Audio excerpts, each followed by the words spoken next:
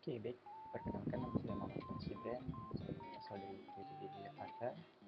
Dan pada video kali ini, saya akan mengerjakan tugas 2 dari mata kuliah struktur data, di mana di sini ada 2 tugas. Yang pertama, 2 soal. Yang pertama untuk membuat coding pengurutan data dari terbesar hingga terkecil dengan nilai yang nantinya saya tentukan sendiri, dengan menggunakan algoritma merge sort. Lalu yang kedua, membuat coding pengurutan data juga sama dari terbesar hingga terkecil dengan data yang saya tentukan sendiri nilainya dengan menggunakan algoritma continuous seperti itu. Jadi mungkin saya akan langsung ke video tutorial atau video tugasnya.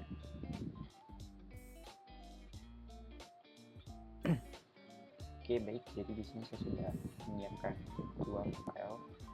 Yang pertama untuk nanti kita mengimplementasikan merge sort, dan yang satu lagi untuk counting sort. Dan di sini saya akan mengerjakan yang merge sort terlebih dahulu. Dan di sini saya sudah menyiapkan sebuah variabel data dengan nilai acak ya, dari yang terbesar hingga terkecil. Dan mungkin saya akan langsung mengerjakannya. Di sini saya akan menambahkan if terlebih dahulu untuk mengecek apakah si length dari array ini ada atau tidak. Oke.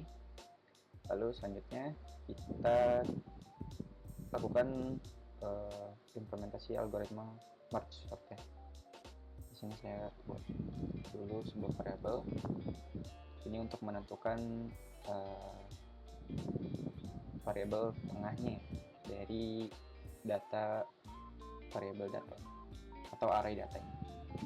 Terus saya bikin juga untuk nilai yang dari kirinya.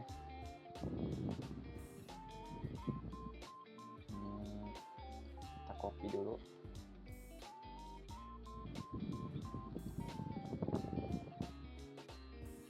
Array, value-nya array 0 dan mid. Ini kita untuk mendapatkan array left ya, atau data dari sebelah kiri. Dan juga kita bikin untuk dari sebelah kanan karena kita butuh 3 value ini, mid, range, dan mid, left, dan right untuk mengeceknya. Oke, kalau sudah kita ambil dulu short left dan right nya seperti ini. Oke, tujuannya untuk nantinya kita sort dulu ya di sini dari kiri ke kanan. Jadi variabel mid ini digunakan untuk menentukan kiri dan kanannya dari array yang ada pada data variabel data ini. Kalau sudah ini kita bikin dulu integer i sama dengan 0, y sama dengan 0, k sama dengan 0. Nah, tujuan dari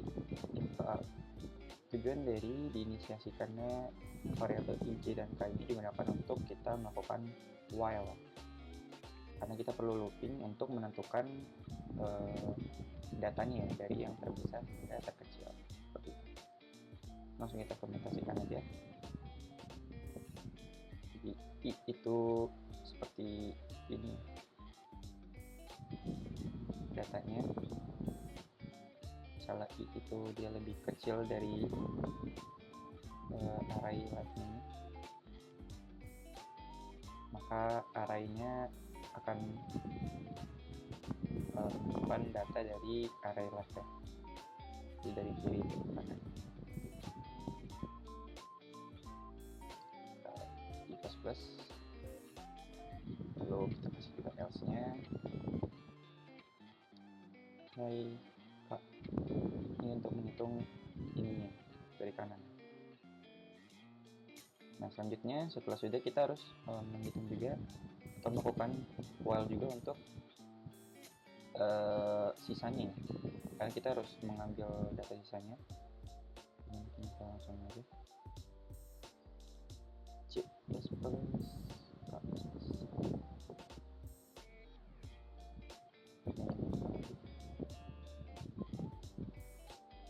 oke, mungkin akan saya coba jalankan terlebih dahulu. Simpan,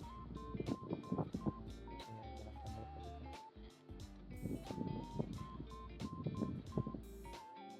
Dan nanti dia akan menampilkan hasil seperti ini, hasil penguatan menggunakan merge sort. Karena seperti namanya merge sort, jadi di sini saya melakukan merge dulu, merge terlebih dahulu arraynya. Jadi ini saya pisah dulu, jadi ada dua ya, dari kanan ke kiri. Jadi ini menentukan kanan kirinya, saya ambil tengahnya. Ini nih array lengthnya, misalnya ini kan ada 6, jadi nanti saya ambil tengahnya, terus saya ambil kalau yang kirinya dari angka berapa ke berapa, kiri berapa ke berapa. Di sini saya kasih while untuk pengecekan apabila nilai i ini itu kurang dari length ininya ya, atau j kurang dari, dan j kurang dari lengthnya, maka di dalam hal saya lagi. Kalau left lebih dari ini berapa, maka saya kasih left. Kalau right saya kasih right. Ini untuk ngecek value-nya. Kalau value ini lebih kecil dari ini yang dari kanan, dari kiri misalnya, contohnya seperti itu. Oke, dan lalu untuk pembahasan kinerjanya, karena kita butuh tadi ya menyimpan arraynya lagi ke dalam left dan right ini, variable ini. Jadi ini membutuhkan pekerjaan lebih ya untuk kita bisa melakukan sort. Jadi kita harus menyimpan dulu arraynya ke dalam dua variabel ini untuk melakukan merge sort ini, untuk melakukan sorting. Dan di sisi lain ini jadi kompleks ya kelihatannya untuk melakukan sorting, karena kita tadi harus melakukan untuk harus menyimpan array dulu ke dua variabel ini lagi untuk melakukan merge sort. Kelebihan dari menggunakan merge sort adalah kita tetap bisa melakukan sorting yang sesuai ya, meskipun datanya ada yang sama atau sudah terurut, misalnya kayak 10 terus 20 gitu. Nah itu dia tetap bisa ya. Itu lebihannya. Mungkin kekurangannya tadi ya, jadi kita lebih harus memakai dua variabel array lagi untuk menyimpan array yang kita gunakan untuk melakukan merge sort seperti itu. Oke, mungkin saya akan langsung ke counting sort.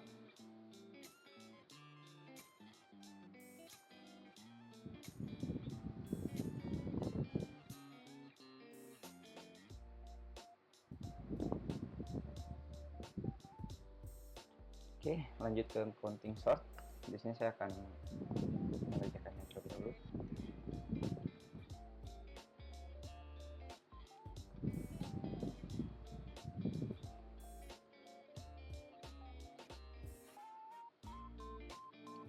Di sini saya membuat sebuah variabel namanya max. Ini untuk mendapatkan array dari maksimum arraynya, atau maksimum value-nya dari sini. Terus ini saya bikin dulu integer count. Ini saya ngambil max-nya, terus saya tambah 1. Gitu.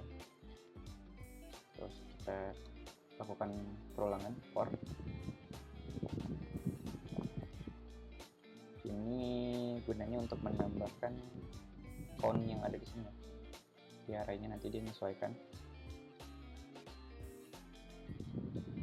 Lalu kita lakukan sortingnya di sini. Kita melakukan sortingnya. Jadi kita mulai terpasih while sorted array. Nah,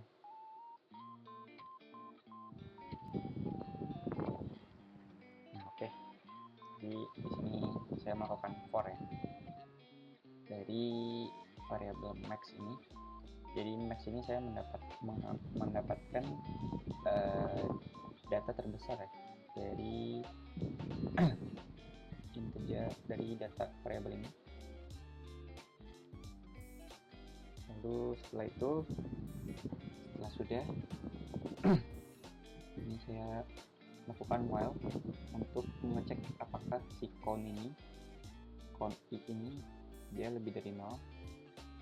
Kalau memang dia lebih dari 0, maka saya mengubah ya, saya melakukan sorting. Ini saya sorting dulu untuk menentukan si data array-nya, data value-nya di array sorted. Oh, ini count-nya saya kurangi karena kan dari besar hingga terkecil. Kalau dari kecil ke terbesar ini bisa diubah. Ini yang plus, nah ini yang min ya, seperti itu. Dan ini juga kita bisa sesuaikan lagi. Oke, saya jalankan terlebih dahulu.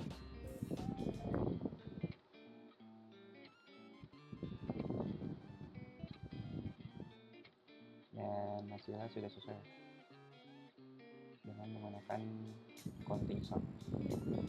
Dan kinerja dari penggunaan counting sort ini sudah pasti lebih efisien ya, karena kita tidak mau copy paste lagi seperti yang tadi merge sort.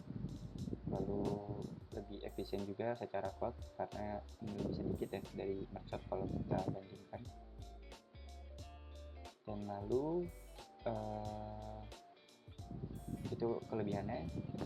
Dan lalu kekurangannya adalah kalau kita mengimplementasikan sebuah data array yang lebih besar, itu akan kurang efisien ya jika kita menggunakan counting sort, karena dia akan melakukan counting menjadi angka-angka yang lebih besar lagi untuk melakukan counting sort.